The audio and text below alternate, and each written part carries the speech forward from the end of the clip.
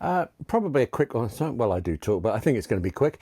Apple's made a change to its word processor Pages. It's not actually a big deal. I mean, partly because I think few people use it in the way that's changed, but also because even for them, actually, it's not an enormous difference. Not as big a difference as it first sounded. Only it is a difference. It is a change. And actually, some of it is a little oddly confusing. Let's get some text into Pages before we start. So, hello, I'm William Gallagher, and this is 58 Keys, which, as ever, as always, is for writers like you and me, who use and who write on Pages, but also anything else on Macs and iPhones and iPads. Do subscribe or support 58 Keys on Patreon, because there's so much to talk about, and there are now 3 videos a week for different types of writing. And oh, actually, that'll do. That's a novel right there, or maybe flash fiction. If you are a publisher or a self-publishing author, having got your manuscript ready in Pages, you used to be able to choose this, Publish to Apple Books menu option, and you'll never guess what it used to do. From Pages on your Mac or your iPad, actually, to a book on sale in the Apple Books store through that option. There were a few more steps, of course, but File, Publish to Apple Books, that was it. That was the start, at least. And then, as of April the 3rd, 2025, Apple said no. That feature is gone. Slightly irritatingly, Apple announced this on April the 3rd. It ends on April the 3rd, they said on April the 3rd. Here in the UK, actually, the email, the quite stern email came from them pretty late in the business day. And then Pages was updated before I noticed a couple of hours later. This is one of those cases where if you don't update Pages, you appear to keep the old feature, but on the back end, you can't rely on it. So update Pages and get used to the new way that Apple says you have to do this, the new way to publish to the Apple Books store, which is actually pretty straightforward, really. And that's actually also pretty familiar if you also publish to the Amazon Kindle store, because what you have to do now with Apple Books and what you've forever had to do with Kindle is first produce a manuscript in EPUB format. There are other ways, but EPUB format, and then upload it to what Apple calls its publishing portal, and Amazon calls it the Kindle Direct Publishing, or KDP site. First, though, talking about the new changes in Pages, making an EPUB document. Instead of the old-fashioned way of File, Publish to Apple Books, on the Mac, you now choose File, Export to, and then EPUB. There are some things to point out to you about all of this, but you think it's really, you've been able to do this way for years. You could have just made the EPUB. But what the direct Publish to Apple Books option gave you, it was convenience, I suppose, speed in a way.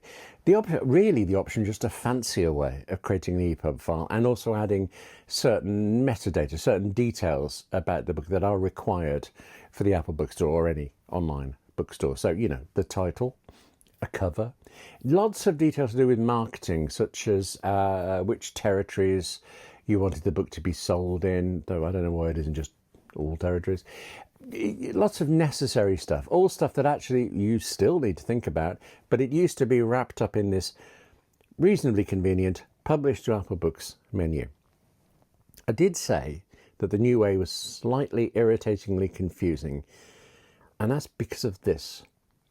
Publish to Apple Books is gone, says Apple. It is over, wave it goodbye, and yet, if you're in the newly updated Pages on the Mac and you go to the File menu to choose that Export to EPUB thing, well, you're going to see it.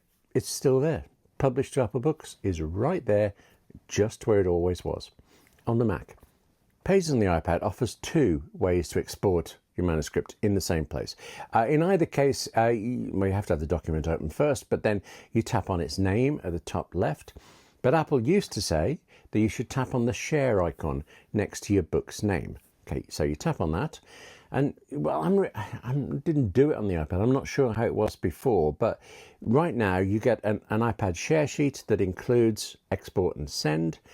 Tap that and you get a list of formats that you can export your Pages document in, which doesn't include Publish to Apple Books.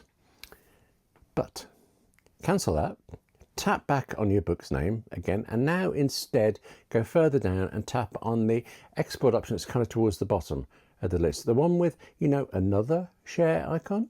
and you get exactly the same list of options plus publish to Apple Books. You still get that option now. So publish to Apple Books, I mean, surely on the iPad there, it belongs under export and send. You're saving your Pages document out, you're exporting it in this EPUB format, and then you're sending it to Apple Books. Export and send, yeah. Except, despite having these options in the menu bar or on the Mac or under one of the share icons on the iPad, Publish to Apple Books is gone. It's been stripped back. The name is left. The idea, okay, is that now it is actually on the Apple publishing portal that you put in details about your book, and fine. I mean, it's been that way on Kindle forever. But really, oddly, it's like Pages doesn't want to let go, because Publish to Apple Books, right, okay, it was really creating an EPUB and then collecting all of this information about your book before passing the lot off and sending it to Apple Books. Now, if you choose Publish to Apple Books on either iPad or Mac, you get a series of questions collecting much of the same information.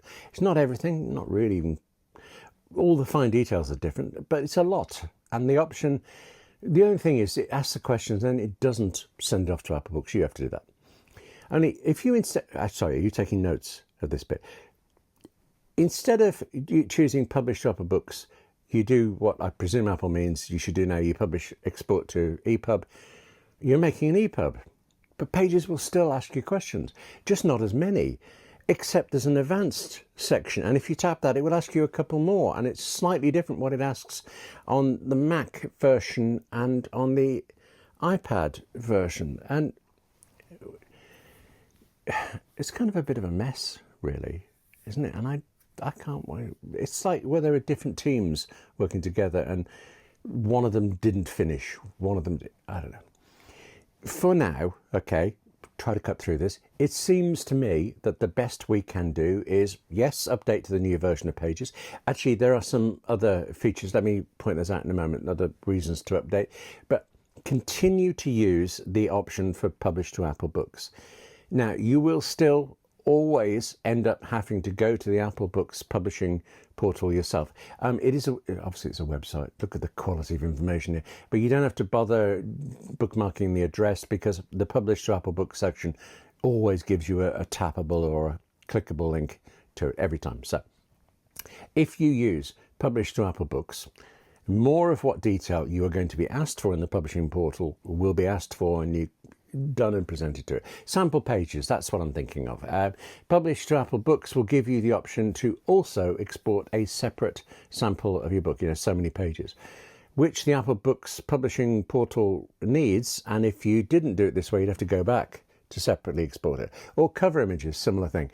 Using Publish to Apple Books, it gives you some options to do with the cover, such as saving it as separate image file, which again, Apple Books publishing portal needs, and you'd have to go back to do if you didn't. Okay, these are the new features in the latest, while we're talking about Pages, everything else in the new version. One of them is that actually you can set up exporting your document in shortcuts. So you can make an iOS or a Mac shortcut that takes any given Pages document and exports it. It is of no use at all with Apple Books, but that's because the shortcut action can only export your document to either Word or PDF. Okay, but the thing is, actually, if you're sending a lot of Pages documents to a publisher who expects it in Word format, then making a shortcut using this new option will be a way to batch processor or to point your Mac or your iPad at a folder full of Pages documents and say, yeah, get on with it for me. That would work. That would be good. Next, Apple says it's now quicker to add an additional page into your Pages document. You're right, so you're thinking, you type it. This is less for when you're typing a manuscript, more for when you're trying to lay one out. It's a publishing tool. Actually, it's a publishing tool in an update to Pages that primarily takes away publishing tools. Also, on the iPad, Pages now works with Screen View.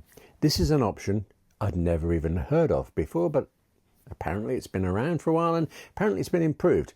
And if it were in Pages of the iPad before, well, it's now better in some way. It actually It reminds me of how Word, I think it was Word, used to have an option where you could either see your document as it would be printed out. So WYSIWYG used to be called, wasn't it? You'd have big chunky gaps between the pages, or you could see it in a kind of draft mode where you just got your text.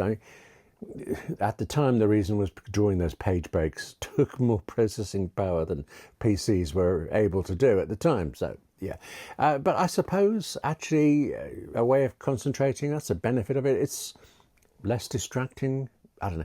With this new screen view, or improved screen view in Pages for the iPad, you tap the ellipses icon at top right, you choose screen view, and your document appears to reformat itself into an arguably more readable form. It doesn't change the document. It just changes how it looks to you in the moment, and you might well like it. It's a bit like Reader View on a website. It's fine. Okay, that's screen view. That's only on Pages for the iPad, but there is one last minor improvement that's on both Pages for the iPad and Pages for the Mac. Pages on either platform now apparently has an improved copy and paste when you are going from Apple's Pages to Apple's Freeform app.